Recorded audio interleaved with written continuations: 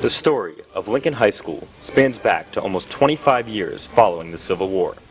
In 1889, what is now known as an office building in Old Gahanna served as the original high school until 1927. The senior class of 1927 was the first to graduate in the new building located on the corner of Hamilton and Havens Corner Road. Katie Weimer, one of the original graduates of the class of 1927, was the woman who came up with the blue and gold color scheme for Lincoln High School. It was fun because we got to pick out the name for the high school. We voted on it. People would suggest colors and that sort of thing.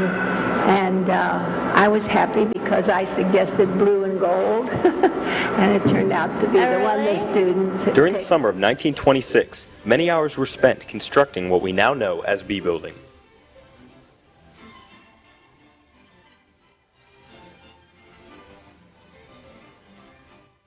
When originally built, no one had any idea that it would still continue as a high school.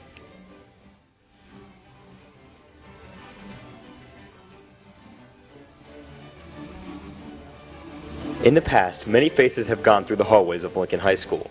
These students and staff have contributed in their own way and helped to build the rich traditions that we now have at the high school.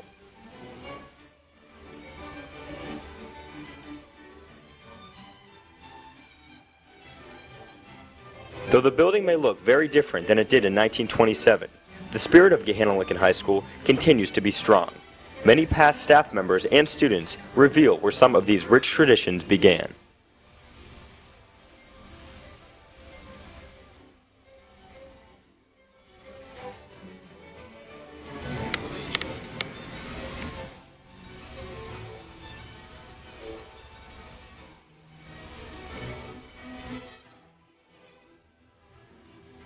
An award-winning program still running strong is student-produced news show WGLH-TV.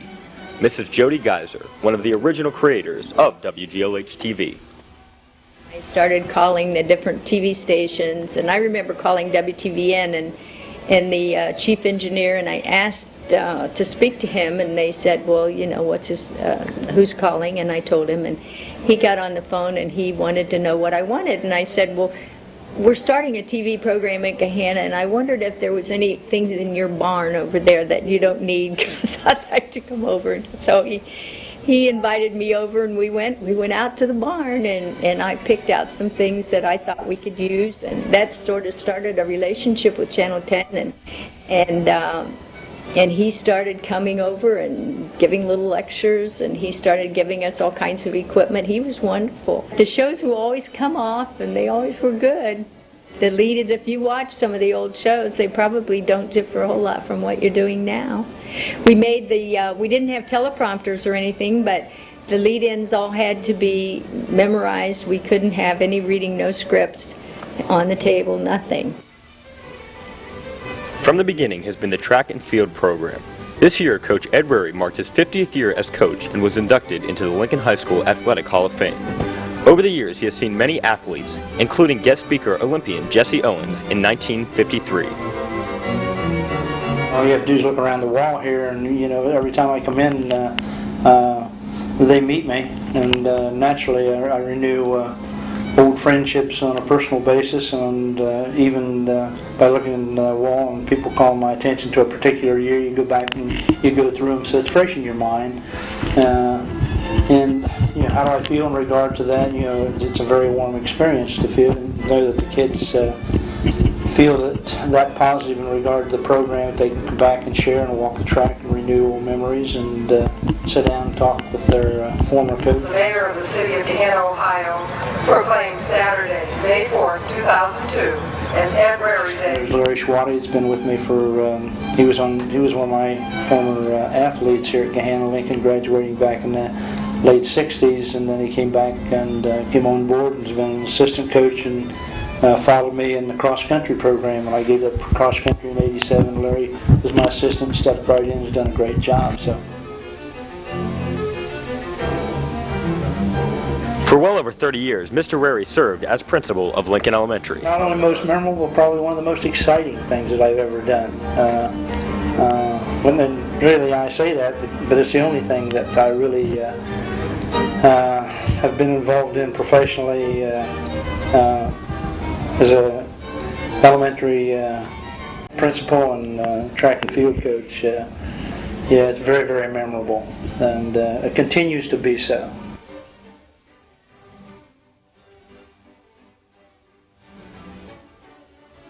The Lincoln Lions' most popular sport is and has always been the game of football. Football at Lincoln began at the old schoolhouse in Old Gahanna in the early 1900s. Football has progressed throughout the 1920s, 30s, 40s to present, having famous coaches such as Coach Rosenthal, Flager, Billman, Koppel, Massaros, and currently Lanza. Prior to 1968, when the new football stadium was built, the old stadium was located in front of the school where Hamilton Road is. Veteran coach Phil Koppel reflects on his time as head of Gahanna Lincoln football program. I had a very good staff. As a matter of fact, most of the guys, we were together for the entire 10 years. I'll probably leave somebody off, but Hank Langhaus and John Dean and Gary McKillop and Steve Morrison, Colin Massaros, we were together the entire time. And I think we really had a cohesiveness and a closeness that you could say what was on your mind, and it was almost like talking to your brother. It was over and done with. If you're upset, you moved on. But they were just a bunch of great guys to work with. During the 10 years that I coached, we won 5 OCC championships, and twice we had teams that were voted #1 in the Spats poll, Central District #1. And also twice we went to the state playoffs and finished we were defeated in the regional final one year, then also we got to the Final Four. The drama department has also evolved in many ways over the past 75 years. For the first 50 years, all plays and musicals were performed in the old B Building Auditorium, which is now the gym. Mrs. Jody Geiser. For musicals, it wasn't so bad. You could close the grand curtain and be out in front, and you could still get some kind of a good sound. But on plays, it was terrible. I mean, those kids had to just scream, and when you're in a play and you have to scream your lines, especially if it's an aside, it was pretty bad. In 1981, a new auditorium was constructed. Gahanna resident and stagehand of the Ohio Theater, Mr. Harold Souter, gave input into the design. The new auditorium was wonderful. It was really wonderful. We thought we'd died and gone to heaven when we got a new auditorium. Mrs. Jody Geiser and Mrs. Petey Dodrell, along with band director Mr. Robert Kessler, both had the opportunity to give input into the design. They would call us in, Mrs. Dodrell and myself and the band director and the orchestra, and they would call us in and they would lay out the blueprints, and they'd say, this is what we have in mind. Do you see a problem? And so we all had a little bit of impact on what was going to be in the new theater.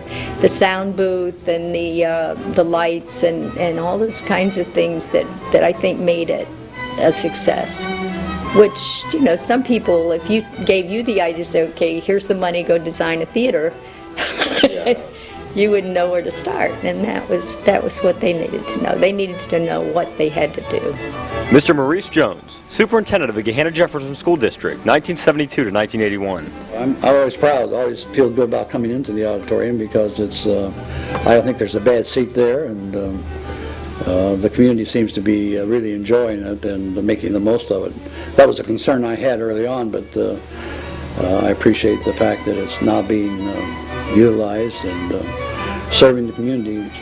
For which purpose it was, started. That was what we had in mind, that it would be something that would pull the community together, and I think it's done that. I feel good about it.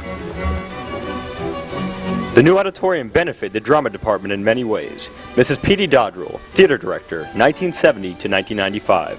My goal was to set up like a 3-year program. You had to take speech first, and then the other 3, of course, were electives. And I did. I ended up with that 3-year program, and by the time I'd had the kids in basically the sophomore and the junior level courses, I wanted to give a special, just one section of a special class for those people that were really interested in theater and really wanted to, pursue many aspects of it. So I developed Performance Studio, which was strictly perform. We basically performed most of the year. Mrs. Mildred Powell, chemistry teacher 1962 to 1984, who also silkscreened the play and musical posters. I originally silkscreened all of them. I printed them myself. And I'd take part of the family out to school. We'd do it at night. And then after so many years, I think we did about 20 years where I printed them. And then the last 10 years I just drew them, and like Kinko's had them copied and so forth. It was a lot easier, but I sort of enjoyed the old silk screening. It was a lot of fun. The Speech and Debate program, still strong today, began with only a few interested students in the late 1960s. Mrs. Jody Geiser, Speech and Debate Advisor. When I came here, there was a speech teacher, and he had, I think maybe they had gone to 3 tournaments in the Ohio High School Speech League. Not debate at all. They just had like dramatic interp and oral interp.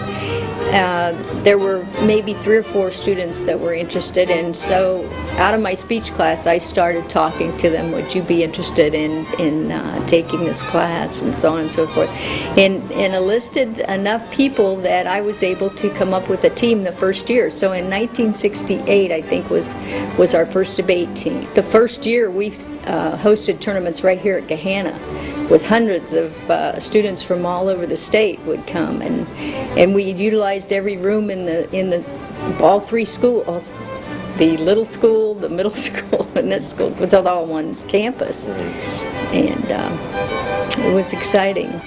According to many, school in the 1950s at Lincoln High School was much different than it is today. 2 alumni, Miss Aloha Ba and Miss Nancy Blake, give us insight into school in the 1950s. Not only was the high school elated about our school, but the community as a whole. And whenever anything great happened, the community, faculty, and students were all together. We had sock hops on Friday night after all the ball games. It didn't matter if it was football or basketball. Of course, they were the 2 major sports at that time. And you'd just bring in records. And we'd have pop and potato chips maybe, but that's what we'd do. And the faculty was there, some parents came, and we were just like one big happy family, if you wanted to call it that. We only had 47 in our class, so we were pretty active. I was a cheerleader. I also played in the band. I was on National Honor Society and white teens, and just about the plays and about anything else you could have going on at the school. We were all very active. The physical education classes were once separated by gender. Mrs. Carolyn Howard, physical education teacher, 1962 to 1992, discusses the segregation and problems that came with it. I really knew I had come to a farm community. I had a kid ask me one day during class if she could go outside and water her horse. I thought she was putting me on, and so I said, sure, go ahead. So I followed her out. Sure enough, she had a horse tied up to the tree, and she'd ridden it to school. The boys and girls were not allowed to take physical education together. The girls took it on Monday and Wednesday, and the boys had Tuesday, Thursday, and Friday, which obviously didn't sit well with me since they had it 3 days a week and we only had it 2, because when the kids went home on Thursday, then I didn't see them again until the following Tuesday, which made any kind of continuity in our program practically non-existent. So we worked out a deal where the boys had it Monday, Wednesday, and every other Friday, and we had it Tuesday, Thursday, every other Friday. The vocal music program has always thrived at Lincoln High School, taking trips across the state to compete in various competitions. Also, the chorale was formed at Lincoln High School in the late 1970s. Former choir director, Mr. John Stewart, 1981 to 2002. My first impression was the place was closed. It was July 24th when I interviewed here in 1981, and the only students that I found in the building were the workers, the people that the school had hired to help with custodial duties in the summertime. And everybody I saw and heard were very respectful. I heard a lot of yes sirs, no sirs, and I thought that was, it sounded from the portion of the student body that I saw at that time that it looked like it'd be a really good place to teach. The costumes have gotten more showy, I guess. The music has changed somewhat. but the overall attitude, corral didn't compete in those days. They simply did their shows around town and then for concerts, but they didn't do any kind of competition. And in 1987, we took our first trip to a little town called Piqua, and we got pounded real bad because we were doing things the way competition show choirs do them. And we have sort of progressed ever since then, adding a little bit here, a little bit there. We've even added a costume change this year, and that was unheard of until this year. Mr. Stewart's kids would always hear him express his favorite quote any time that his help was asked for. That God helps those who help themselves, I think, is Ben Franklin. My grandmother used to say it to me. A lot of the things that I share with the kids, Granny said to us when I was a kid. Granny was a wise old lady, and whenever I would come in and whine for help, for doing to do some menial thing that I really could have done on my own, Granny would just look down at me and say, God helps those who help themselves. You go try it, and then I'll come help you. One individual who certainly came up the ranks at Lincoln High School was teacher, coach, assistant principal, and superintendent Mr. Jack Schmidt, 1958 to 1996. Well, in 1958, I was studying for my master's degree at Ohio State University, and I was over every day up by the men's gym, and because I had a good relationship with those professors when I was in undergraduate school, and so they told me that there was a vacancy out here for a basketball coach, and it was important that the person be able to teach an academic subject, and I was a math major, and so they thought it was a good job, so I come out and applied. Well, I taught math and coached basketball up through 1966, and in the spring of 1966, the high school principal at that time, Mr. Ben Webb, came to me and asked me if I'd be the assistant principal because Pete McKillop was the assistant principal at the time, but he was going over to Stigler Road Junior High. That building was going to open in the fall of '66, and Pete was going to go over there as the principal of the junior high. So they asked me to be the assistant principal, and my first reaction was no. I didn't want to give up coaching basketball, but after talking about it a number of weeks, I eventually decided to accept the job as assistant principal. I had that job for 4 years, and the principal at that time resigned, and the superintendent came and asked me if I would like to be the principal, and I had that job for 12 years, and then after that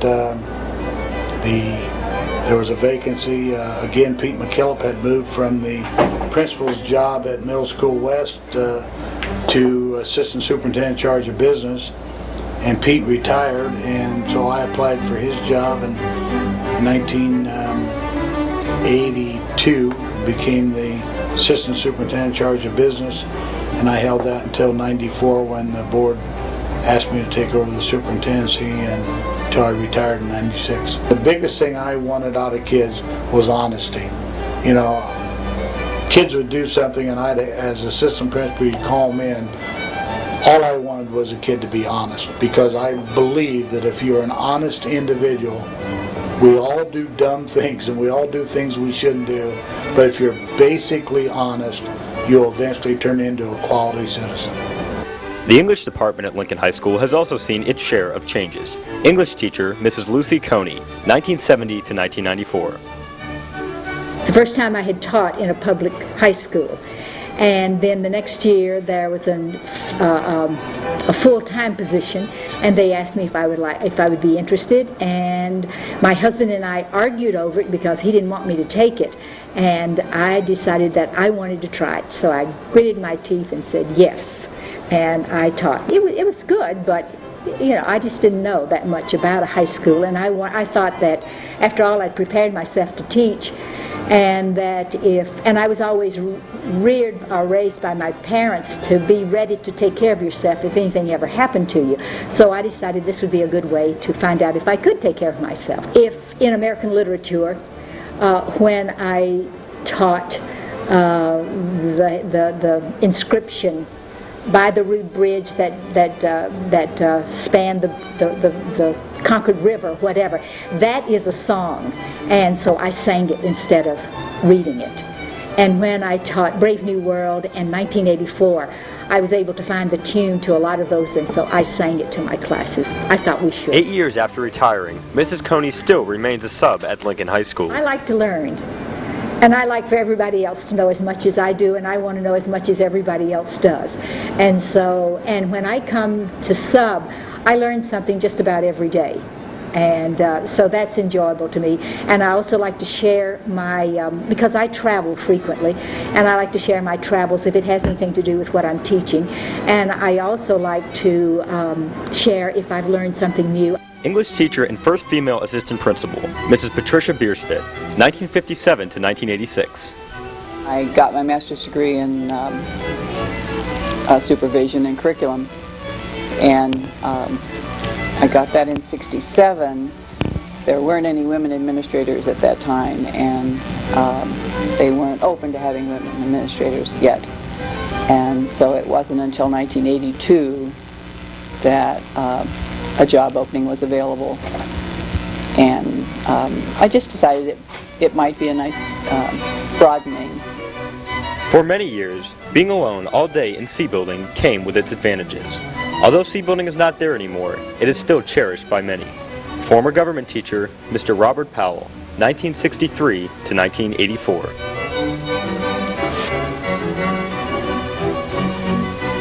Well, when I first went there, and Costeca was teaching government all year long, state and local was only the last 3 weeks of the whole year. And I started it, and I broke up. We had federal government one semester and state and local the other. A lot has changed. We used to just teach 1 year of history and 1 year of government. And then I broke it up so that we had the state and local government was 1 year and federal government is 1 year, or half a year each, and so on like that. And then manifest destiny, that came along later on. That's when Koppel was there as the teacher, you know, Phil Koppel. And he was the one, he and Denny Hedges together, I think they created the Manifest Destiny. And that was fine, that was a good thing. But I stayed in government all the time, you know. And a lot of the people that were in my classes in there have become doctors and lawyers and so on like that. C Building was demolished in the fall of 2000 to make way for a new building. To Mr. Powell, C Building was not only a great place to teach, but a place where he holds many memories. Well, I was very sad when they knocked it down. I liked that building for a long time, and we had a good parking lot and everything like that, and there was nothing wrong with the C Building. We spent a lot of good times there. When C Building was destroyed in 2000, Mr. Powell managed to save one brick from his home of more than 20 years.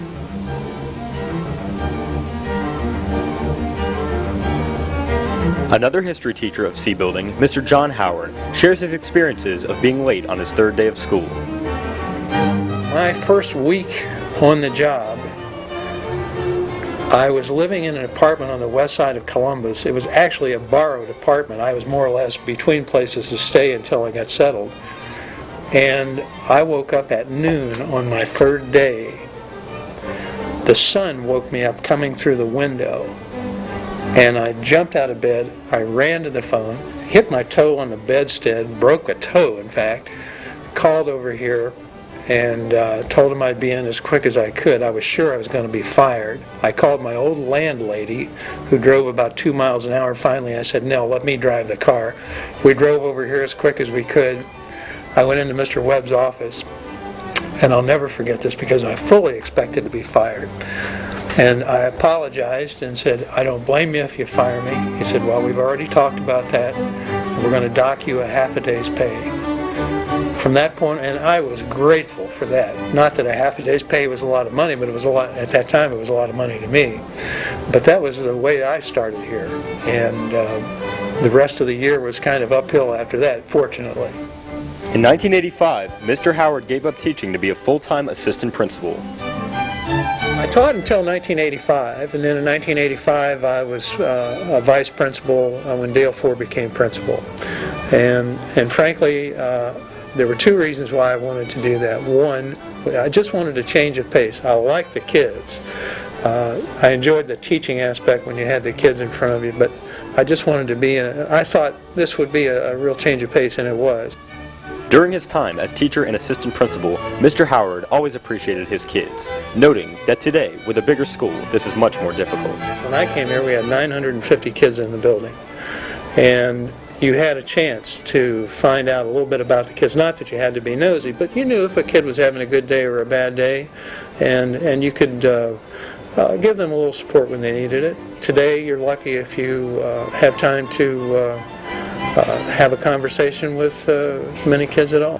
With the addition of the new science labs in 1995, the science department has also seen many changes. Mrs. Mildred Powell, chemistry teacher. I started, it was an old school, and then that was in B building, and then that next year the high school was built, and asked me if I wanted to go over and teach chemistry, and I did. So I just loved it. I really did. It was a lot of work. I studied like every night for a year, but I don't know, it was a unique place, and the community was great. They supported the schools. For many years, all our sports were overseen by our first athletic director, Mr. Byron Prushing. Mr. Prushing's friend and colleague, former band director, Mr. Robert Kessler. Barney Prushing was probably my best friend. I first met Barney when I first came here in the summer of '55. Barney was the athletic director and baseball coach in that time. And I met him at the first teacher meeting. And before school started, we had lunch together that day. And we were lifelong friends ever after that. The Athletic Hall of Fame began in 1983 in honor of Mr. Prushing, who was pleased with sports at our school. I was still coaching football as a reserve football coach at that time. And as we grew, the job became bigger and bigger. And I ended up taking that whole thing when I was still in the other building and got out of coaching altogether. And handled all the officials, handled basically the scheduling. Of course, that was all worked through with the coaches, supervised the coaches to a degree. We had a staff of coaches that were teachers within the building. And the advantage I saw to that, and the coaches saw, was that they saw their student athletes in the school building all day long. Saw their behavior in the hallways. Teachers could contact them very easily. I got a problem with John Doe, you know. Would you help take care of it? And all of this would take place. And that was a real plus, I felt. We had an excellent girls program that was directed by Carolyn Howard. The girls played other schools. They had a meal after the game. The home school provided that meal. They sat down, they communicated with one another. There wasn't any hard feelings. It was a good ball game or whatever. But then, of course, the leagues started to develop, and girls athletics came into being, basketball being the first one, and it slowly snowballed. We used to have play days with other schools like Reynoldsburg and New Albany and Westerville. And basically what we do is just set aside a day on the weekend, always on Saturday obviously, and we'd go over there and meet the other schools and play basketball all day long, and then one weekend we'd play softball all day long, and then one weekend we'd have a track meet, and basically that's how we got started. And the girls had to wear, it was absolutely the worst outfit I've ever seen in my life, but it was and they had been purchased the year before I came, so the kids had to wear them. But they were a one-piece blue outfit with bloomers sewed into the legs with elastic around the bloomer part, so when they did any sort of flips or anything like that in gymnastics, they were covered, you know, their modesty and everything was covered. The band at Lincoln High School has been a very popular institution for a minimum of 75 years, traveling to various shows and performances around the state. Alumnus of the band, Mrs. Elsabeth Fridley. We always marched in every parade that they had. We'd go downtown and march in the Christmas parade, and if the football team would win on Friday night, the band would lead the kids through the streets of Gahanna. We'd snake dance with the band playing through the streets of Gahanna and end up back at the high school. We had great times in that in the band, and everybody knew everyone, and I realize it's grown now to the point where it's very hard to know everyone. Over the years, the band at Lincoln High School has seen many different directors. The longest director at Lincoln High School was Mr. Robert Kessler, who directed from 1955 to 1985. I met the faculty first, and I was impressed with the people I was going to be working with. There were people like Mr. Preshing and Miss Bierstedt and a guy named Dick Flager, who was the football coach at the time, and I was impressed by the general staff that was here, and I liked the people of the town, and I had heard good things about the school, and so my first impression was that of teaching personnel I was going to work with, and I was very enthusiastic about what kind of people they were and what they were trying to do with the youth of this community. Over his 30-year tenure, Mr. Kessler took the band from local concerts to 1 year at the Browns-Bengals game as well as the Orange Bowl. We played at State Convention of Ohio Music Education Association. We took the band to Detroit one time and played for a big convocation up there. We played in the Orange Bowl in 1968, I believe. It was either 68 or 69. The band was in the Orange Bowl. We had a lot of highlights, and every time I was with my kids, that was a highlight. I had a lot of highlights, and I just wouldn't want to put my finger on any one, but we had a lot of terrific times, and some of the high times were really Friday nights at Gahanna Lincoln footballs games, and those were the days when Gahanna Lincoln was a state powerhouse in football, and playing in the state finals in the Akron Rubber Bowl, and we also played for the Browns-Bengals game at Ohio Stadium 1 year before 80-some thousand people. Mr. Kessler shares his 25th anniversary surprise in 1980. We always marched down the field a la Ohio State style and stood in front of the flag, did the national anthem, and then left the field. Well, after the national anthem, I blew the whistle for the band to go off the field. And they didn't. They marched back up the field. And they had been meeting together for several weeks with Mr. Singer and Mr. Lutz, the two assistant directors, and preparing a surprise pregame show for me that was a copy of the very first show that I had done here when I came here. When the kids started marching the wrong direction, I started to run out on the field because no, don't do that. And my assistant grabbed me and they said, "Don't get excited. This is a surprise, so just take it in stride." 99 and 44% of the kids that I dealt with, I looked at them as my kids. Almost as if they were my own children.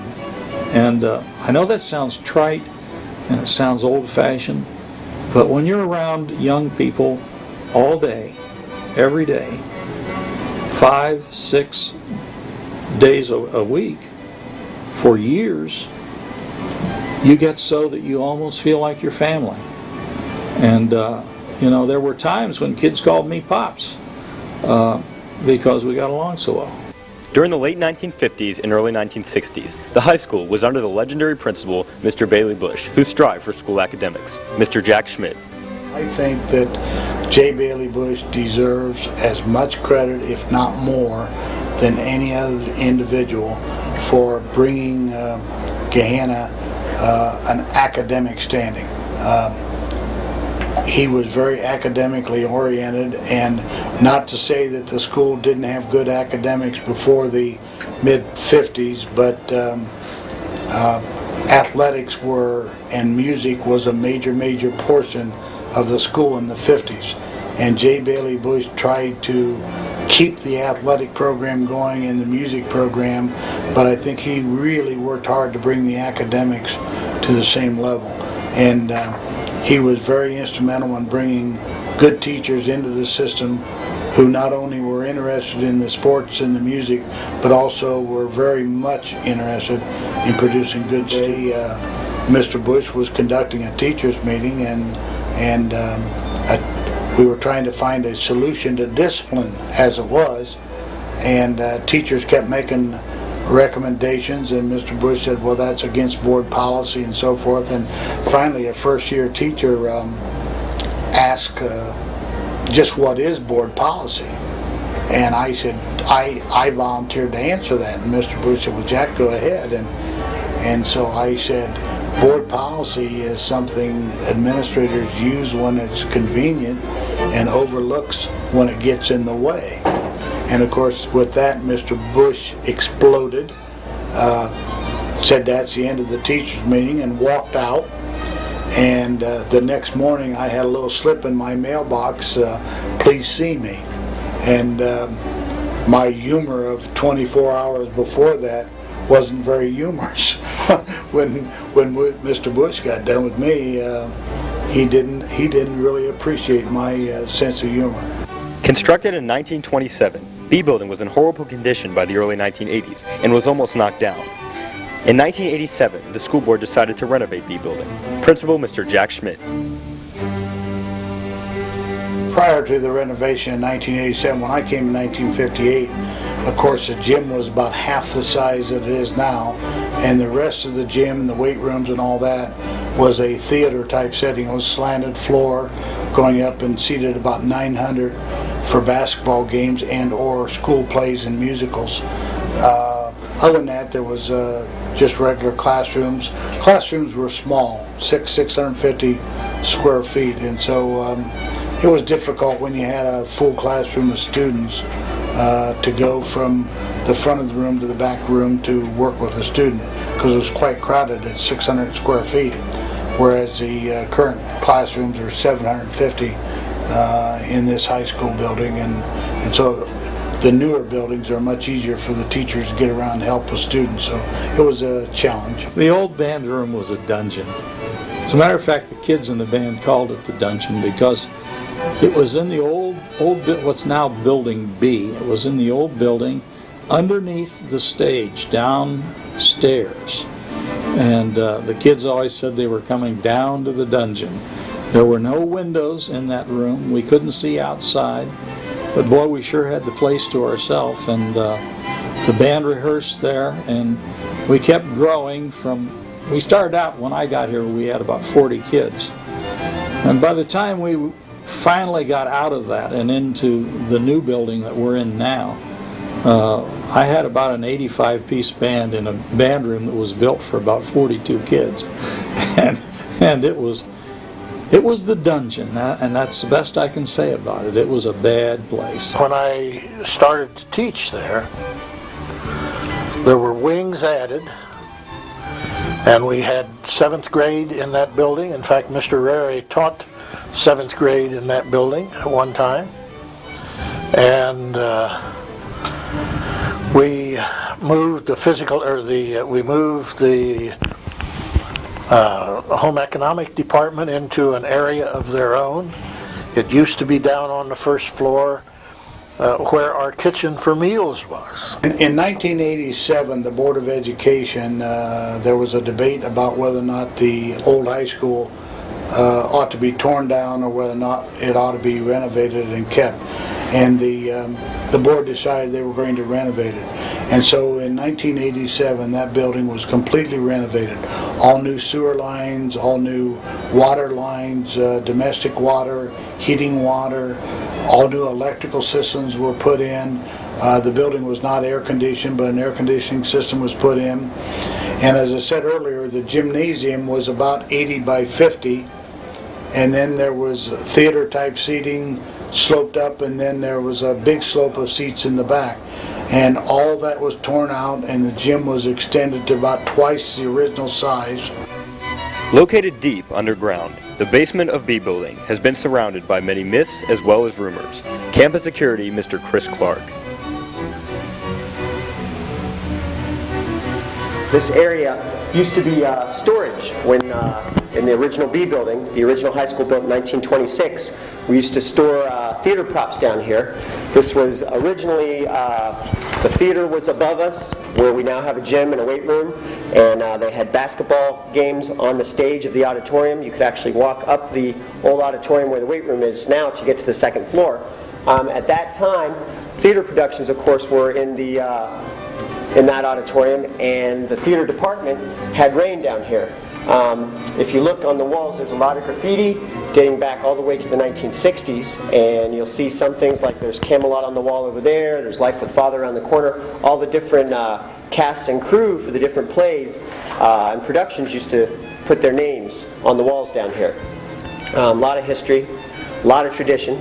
Finally, when the school added a new auditorium in 1981-82, that tradition kind of faded because we, of course, started productions over in the new auditorium that we still have. One of the things that upperclassmen used to do when I was a student here is they would tell freshmen that this tunnel connected to A building. It does not connect to A building. So we, well, some students used to sell tunnel passes to the freshmen. Not a very honest thing to do, especially when the tunnel actually goes under B building away from A building. But the story was that in bad weather you could use your tunnel pass and not go outside in order to avoid getting in the rain or the cold. Of course, these were sold at the beginning of the year, and by the time the winter set in or the bad weather set in and the students tried to use them, it was too late to figure out who had sold them and where the money had gone. So if we go through this door over here, now things are going to get loud, so I'll explain before we go in. There's a little corner with a chair in it, and I'm making this up, but I always tell the kids when I bring them down here that this is where we used to serve detentions when I went to school here. So follow me.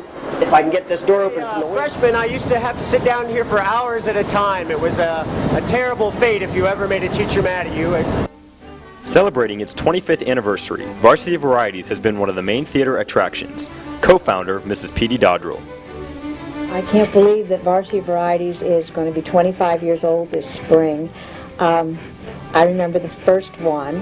The idea actually came from Earl Garnes, who was new on the faculty, and they had done something like this at Massillon, you know, big football school, and there the athletic department did it. And so Earl went to the athletic department and asked them if they'd like to do it as a fundraiser, and they weren't interested. So he came to me, he was a fellow speech teacher, and he said, Petey, you want to do a Varsity Varieties? And I said, sure, why not? It wasn't called Varsity Varieties, it was called an amateur show. And I think Neil Billman, he was a football coach, and he was one of the judges, and I don't know, a couple other people, and we kind of put it together, but it was like students from all the schools in Gahanna. We had middle school and high school and even some elementary kids that participated in it, and that kind of was the kickoff for the Varsity Variety Show. And then we decided, yes, we were going to continue it, but it was going to be a different kind of format. The day before the show, I checked the box office, and it was terrible. We had more people on stage than we would have had in the audience, and this is in big old Building B. So I toured the principal's office and asked him if I could we have an assembly, just 15 minutes at the end of the day.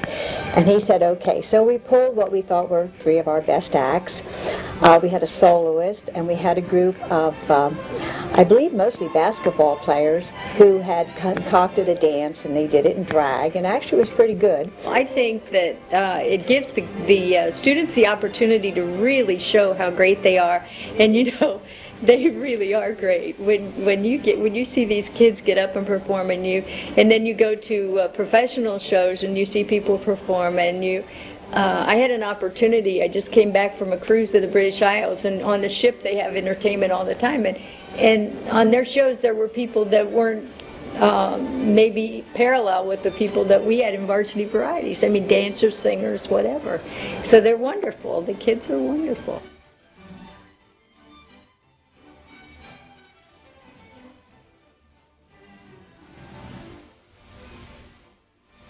it was nice just teaching those kids, you know. I really enjoyed it. It was a good experience, and I enjoyed Gehenna very, very much.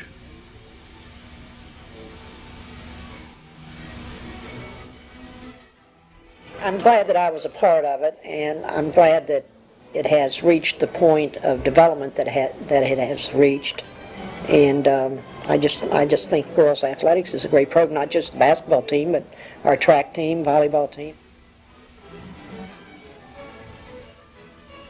Always enjoyed my stay here. Teacher, coach, administrator. I can truthfully say all 38 years were enjoyable.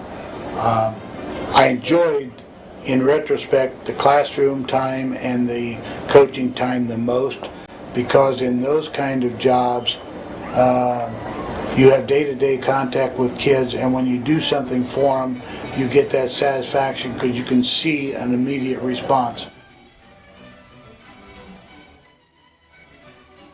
It's wonderful. And the fact that it's improved is even more wonderful. To see the things that you people have achieved is just unbelievably remarkable. And I've often said that probably my greatest tenure I had as superintendent was right here in Gehenna. Very glad that it's there. Hope it always is there, and have a granddaughter 3 years old coming up, and I hope it's still there when she graduates. I enjoy it. And I'm very proud of Gehenna Lincoln, and your physical facilities are just fantastic.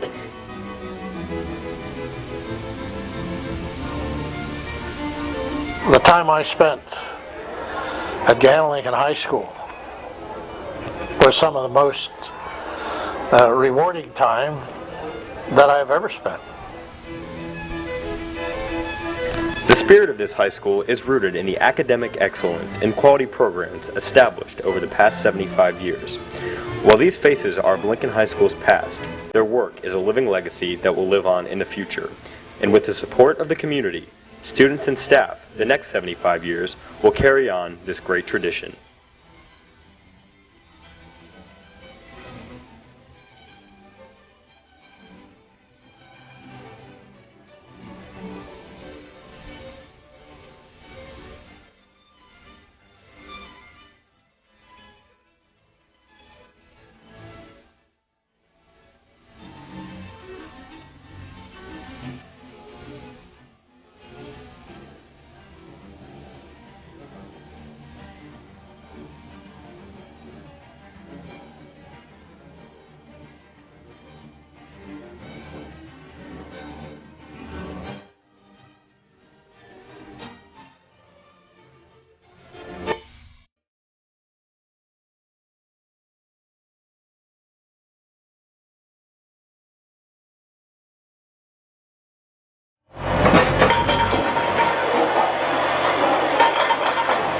The restoration of Gehenna's one-room schoolhouse has been a tiring yet rewarding experience for the Gehenna members active in this project.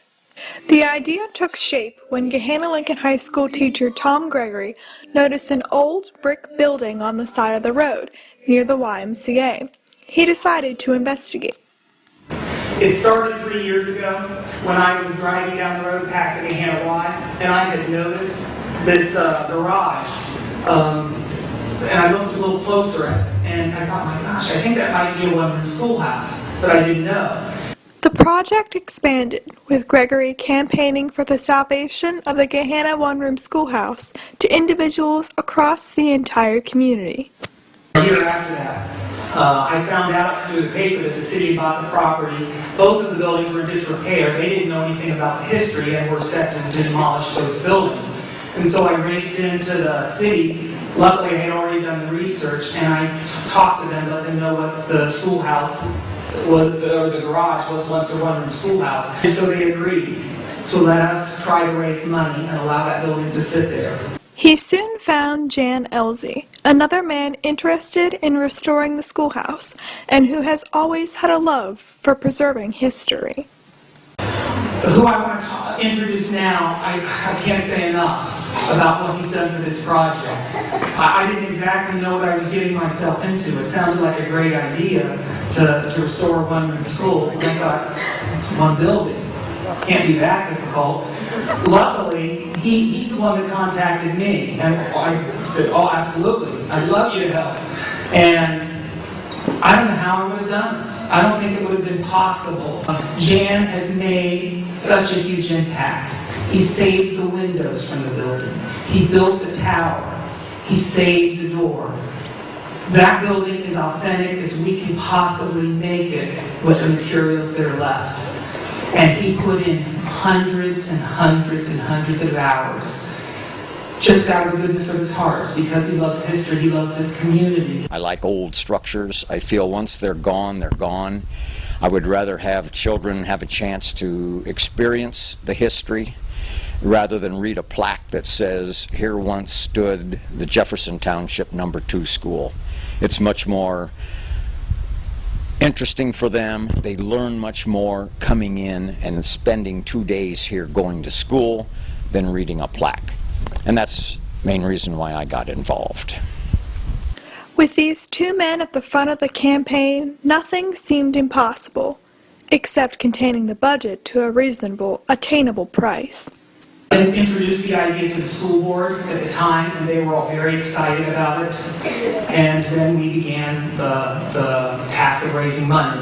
The superintendent, Mr. Scrucci, sat down with the mayor of Gahanna, and we all talked about and were in agreement about how to progress. A number of businesses, individuals, and organizations all donated money, but we got to a point where we had raised $60,000, and I had exhausted, and it was a tough economy, still a tough economy at the time, and I had almost abandoned the idea that we wouldn't be able to do the schoolhouse. Dale Ford approached me to speak to the Gahanna Jefferson Education Foundation about the project, and I said, well, I can, but I'm not sure if it's going to happen. And so I spoke to the foundation, and the foundation does so many good things for the teachers in this district, all kinds of programs here, and they've made such a difference. But I mean, we were 20,000 short. And then about a half hour after I left the meeting, I got word that they were going to make up the difference. And from the point when I went into the meeting, I thought after 2 years of all this work and everything, I didn't think it would be happening. They made sure that it happened. With the funds in order, it was time to begin the planning and construction phases of the project. All of the bricks from the original one-room schoolhouse building were preserved for the new addition of a Gahanna monument, but one question remained: where would we build the schoolhouse? Initially, the plans were set to construct the schoolhouse behind Gahanna Middle School South. After much contemplation, the board members decided to move the schoolhouse to a more prominent location in the community. The one-room schoolhouse that we're working as a school to restore, the location was originally supposed to be at Middle School South. The superintendent and Scott Schmidt, the director of business and operations, all agreed that they wanted it to be more visible to the community, so they decided to move the location. It's between the high school and Lincoln Elementary, behind the football stadium back there. It'll be a very public location, visible to the community and everyone else. It'll make it easier for people in the community to visit the schoolhouse as well. Many students helped out with the restoration of the Gahanna one-room schoolhouse. Art classes at the high school helped assemble three-dimensional cardboard schoolhouses to display around the community and generate awareness for the schoolhouse project. Architecture students at the Eastland Fairfield Career Center, located in Lincoln High School's Clark Hall, were also working on the drafting proofs for the schoolhouse's new location near the elementary and high school.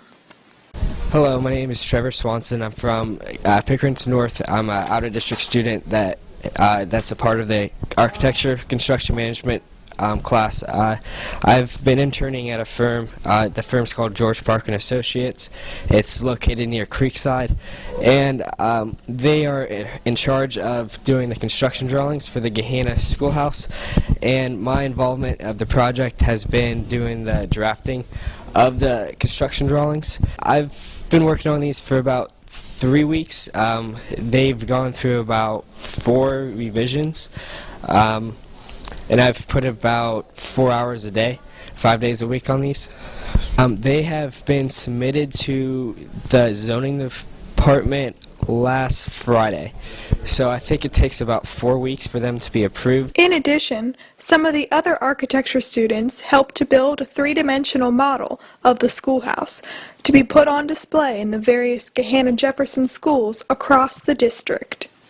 We were given a packet of information containing all of the necessary details about the schoolhouse that we're going to be recreating, and basically we're going to be making a model 3D of the schoolhouse, and it's going to be placed on the school grounds of Lincoln Elementary, and the display of our model is going to be put at Gahanna, maybe in the elementary school and at the high school, and we hope it goes great. Another important task was collecting all of the trinkets and memorabilia to be displayed in the finished one-room schoolhouse. Tom Gregory shares with us how he organized and set up donations for the Gahanna schoolhouse. And then the building was taken apart and stored for the winter. And I spent the winter myself collecting desks, items, people from all over Central Ohio, the state, outside of the state, all over the nation. Just through the internet, it's amazing. When people heard what we were doing, it sent us items. The restoration team received many material donations for schoolhouse furnishing purposes. Items included bookshelves, vintage postcards, antique books, slates, McGuffey readers, oil lamps, pencil boxes, vintage Ohio maps, old textbooks, antique typewriters, handheld school bells, antique inkwells, and the list extends to include an assortment of educational items used in the 1800s. In addition to the original bricks used in the construction of Gahanna's refurbished one-room schoolhouse, all of the slate and the windows were keepsakes from the initial schoolhouse.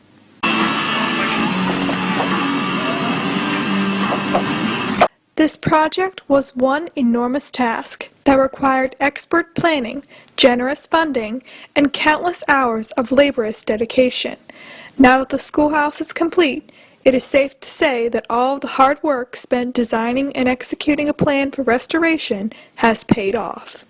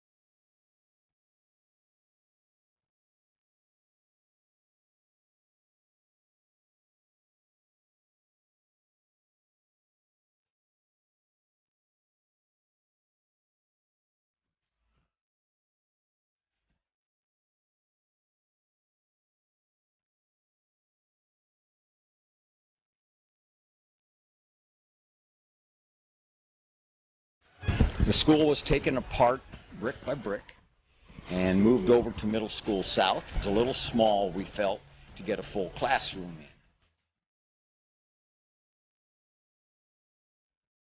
But the roof slope and the slate and the windows and the front door and all the brick are original from the school that we've moved over.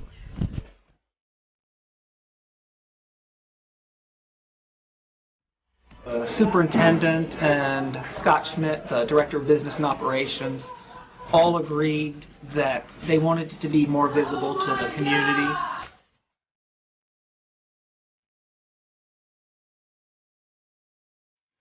I like old structures. I feel once they're gone, they're gone. I would rather have children have a chance to experience the history rather than read a plaque that says, here once stood the Jefferson Township No. 2 school.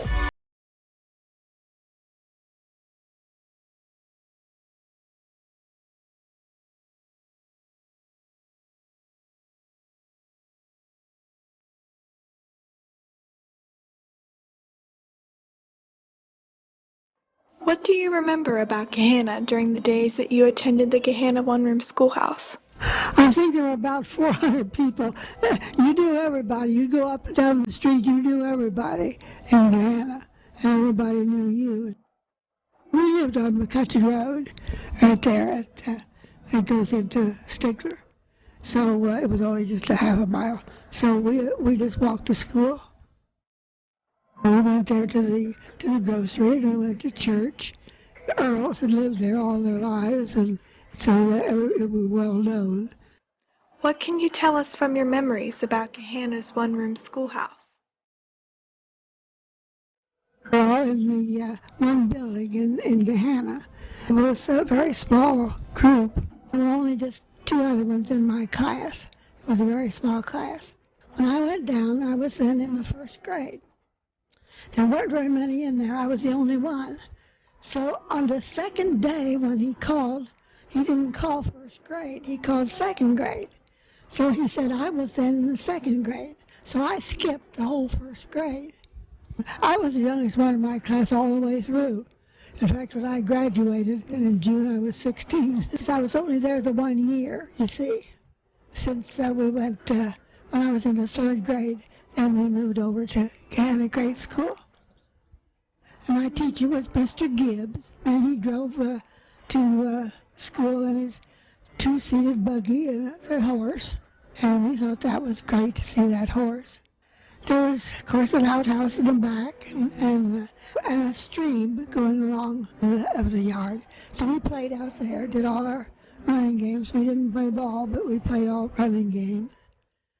There was a big fence out in the back with a big broad top. We used to sit out there and eat our lunch out there. We took our lunches every day, and my brother always went down early and started the fire in the winter. Every holiday we would have a big program and invite all the parents. We had reading and writing and arithmetic, and that's about all. Why do you believe that it's important that current Gahanna students experience a one-room schoolhouse? I think too many people don't know what it was like. And I think it really was an experience that I'm glad I had. When you talk about it, they say, well, it's very strange, you know. But there weren't that many people, so you didn't need a big school. And one teacher took care of all of them. I think they could learn that there would be all the grades in one room. See how it was to just have one teacher do all your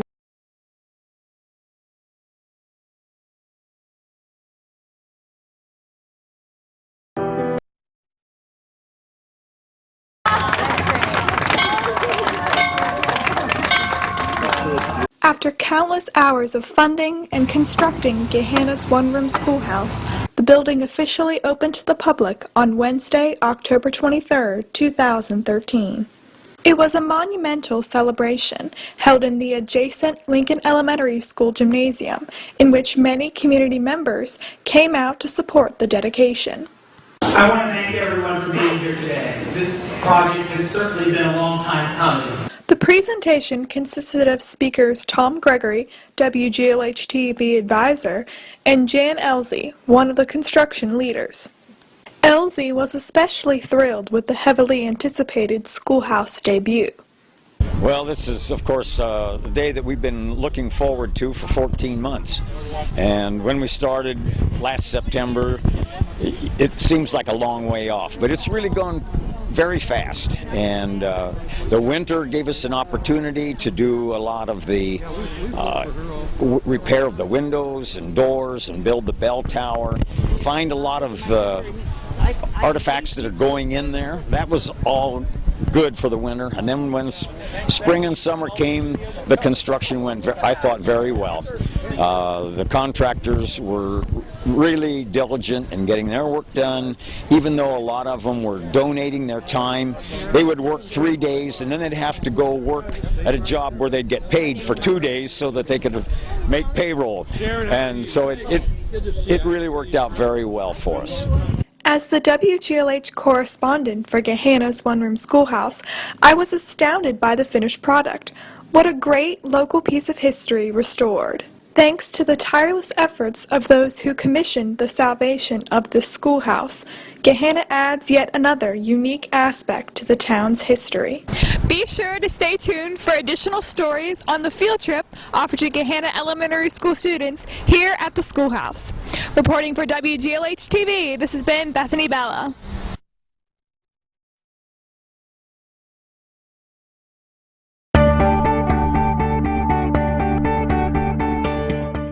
This one-room schoolhouse, once slated for demolition, will now bring history to life for the Gahanna community.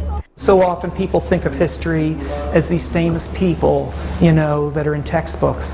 And I wanted them to see that history is in your own community, your own family and your ancestors in this community have meant so much. Gahanna Lincoln High School teacher Tom Gregory was curious about an old dilapidated building being used as a garage off of Johnstown Road. So he looked into its history, and it turned out to be an old schoolhouse from the 1860s. About 2 weeks before they were slated to be demolished, I went in and showed them the proof that I'd already done and asked them to hold off at least tearing down the garage to give us time to fundraise. And they agreed. And so that's really where all the fundraising efforts started, and we went to the community and all kinds of individuals and businesses. With $80,000 in donations and the support of the community, the vision to renovate the old schoolhouse at Gahanna Lincoln Elementary became a reality. When we got into the school, there wasn't much left. It had been a garage.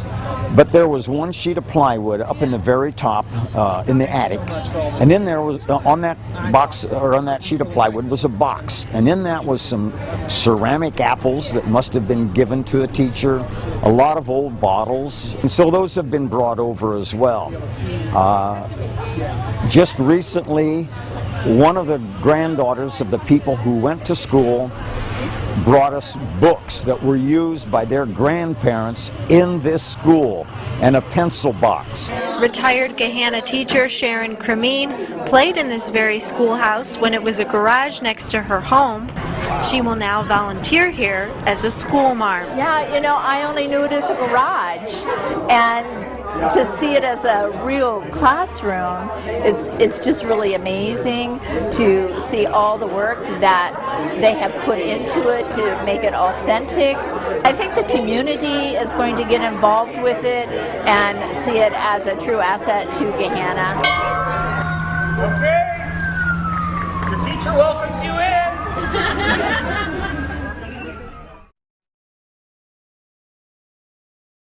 3 years ago, a small building along State Route 62 caught the attention of a Gahanna Lincoln High School teacher. After doing some research, what looked like an old garage turned out to be something far more interesting. Meteorologist Ben Gelber has his story. it's really important for students to understand the local history, and it helps them to really connect. It's important for them to see this community just didn't happen. Tom Gregory teaches at Gahanna Lincoln High School. When he heard that the city of Gahanna had bought a property with an intriguing small brick building, he came to rescue a piece of history. Turns out the building was a one-room schoolhouse more than a century ago that had been converted into a garage in 1927 before falling into disrepair. Further research led Tom to Ruth Earl, 99, who attended the school in 1919 and fondly recalled her teacher. And he drove to school in his two-seated buggy and a horse. And we thought that was great to see that horse. After Tom learned the school was built on farmland owned by the family of a retired school teacher, he contacted 88-year-old Norma Gorsuch, whose mother had attended what was Jefferson Township School Number 2. She was 4 years old, and she had two older sisters who were going here to school, and she wanted to go to school. And he didn't want her to go. Norma had discovered an old picture which she passed on to the Gahanna Gazette. Her goal was to retain a piece of Gahanna school history. Tom Gregory realized he had little time to preserve that schoolhouse before it was scheduled to be demolished. So we're going to take the bricks apart, the trusses, the slate, and we're going to store that over the winter, and we are moving it to a site on school property. Our hope is to turn it into a living museum. So we're going to convert it back to a schoolhouse, have desks, chairs, have a retired teacher come in and act as a school marm. Kids can come during the day and see what school was like in the 1800s. Such a rich history of things here in Central Ohio and in Ohio in general. Just about any state, there's always something that you can find that it might look insignificant, but has a lot of history. It's a treasure, and the fact that folks are taking the opportunity to save and preserve that history. Tom has raised $60,000. His goal is $80,000 to complete the renovation, and we'll come back and visit this spring or early summer when the school is rebuilt. That's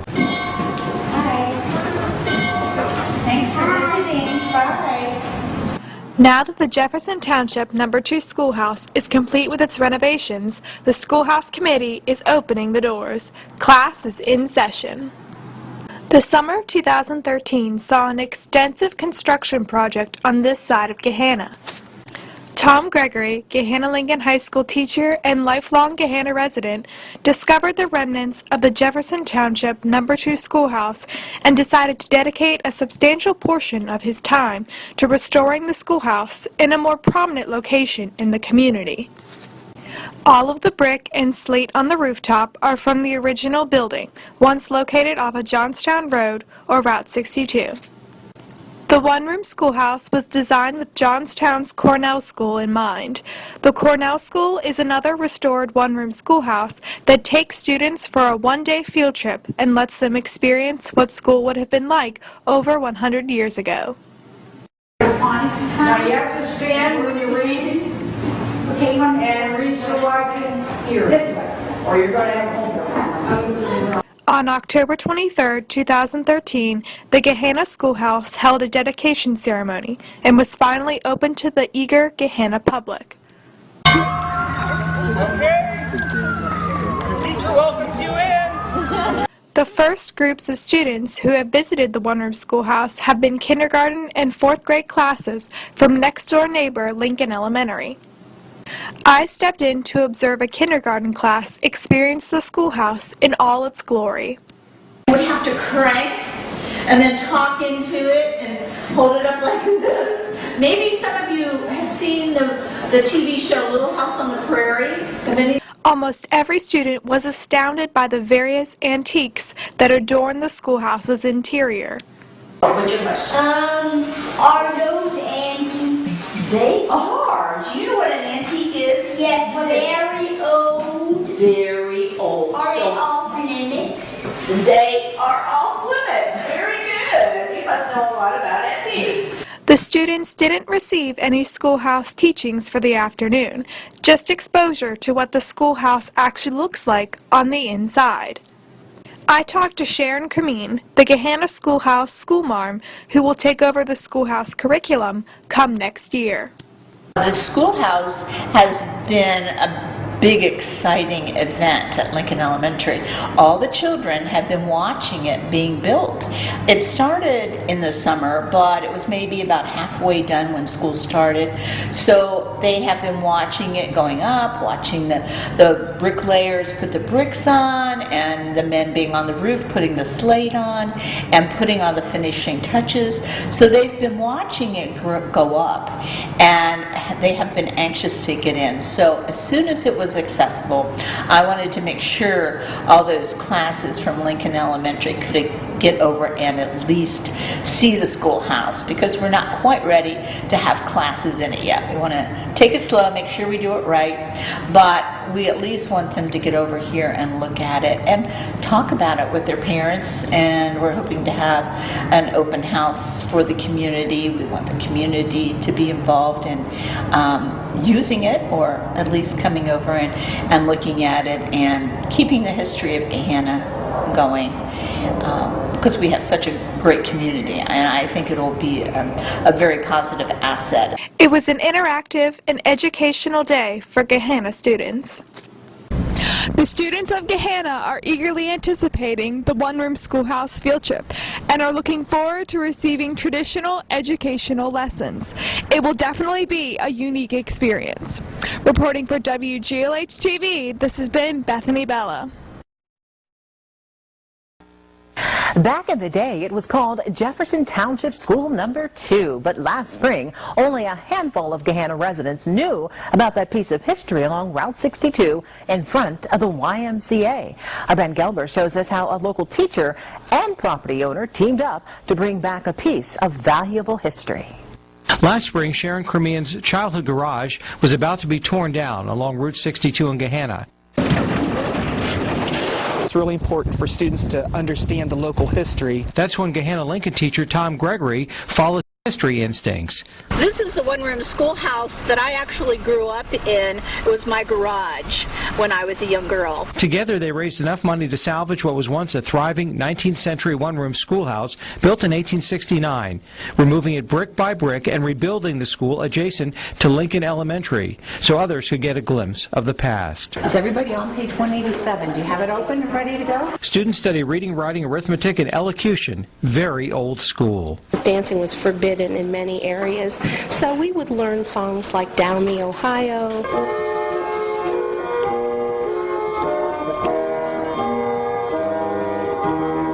Something to give the kids a chance to get up and move and sing. Visiting teachers love to bring their students into the world of living history, complete with McGuffey readers and a Victrola. To see, the kind of jobs that the students had in the classrooms, a lot different than they are today. They were surprised why they all had to wear dresses, and the boys, they thought it was kind of fun to wear suspenders. Right now I'm working on cursives, my B's.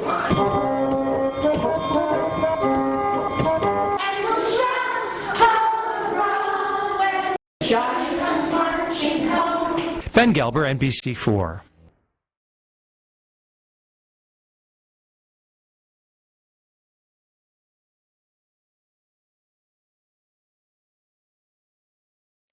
Describe your family history in terms of the town Gahanna. My grandparents on both sides of the family were from Germany, and they came over in 1833, and the Meckwerts home started on what was Beecham Road, which is now Hamilton Road, and it would have been back where Shagbark.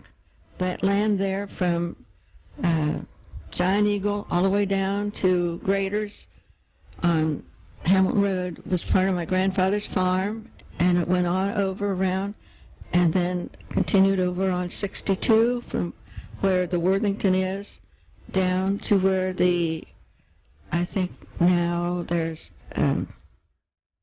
what was the veterinarian clinic. What was Gahanna like during your childhood? Well, I think there was about 400 people in Gahanna when I was growing up, and the school was much different. In the winter, I lived down on Mill Street, and a man would come, and he's like a sled and put us on and take us to school in the bad weather. And we didn't have too many snow days because when the walkers would have to go off to school, and then we would go down in the basement. If we couldn't go upstairs, we would be down in the furnace room to have our school. And things were much different then than they are today. How do you remember the schoolhouse from your childhood?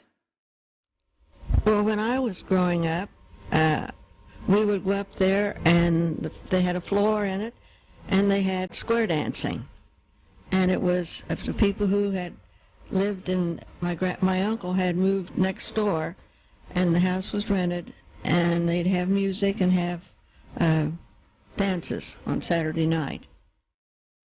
Your mother attended the Gahanna one-room schoolhouse. What was her experience like? Well, she was only 4 when she started, and the reason she started, she wanted to go to school, and my grandfather told the teacher, if she creates any problems, you send her home. Well, she didn't create any problems, and she went to school until the 8th grade when they took Boxwell examinations, and and they didn't like my grandfather too well, and she had taken the test twice, and it got to the point where the teacher couldn't answer the questions and she was doing the teaching, so she decided to quit.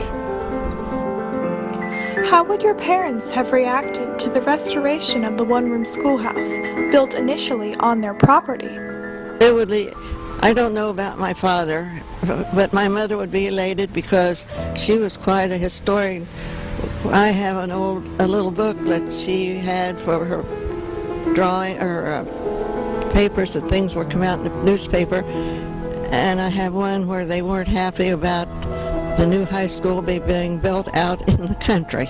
Also in that little book that I have, it's a lot of things that happened in Gahanna that is history now, but at the time it was funny. How do you know Ruth Earl? Who were some of the other students in your class?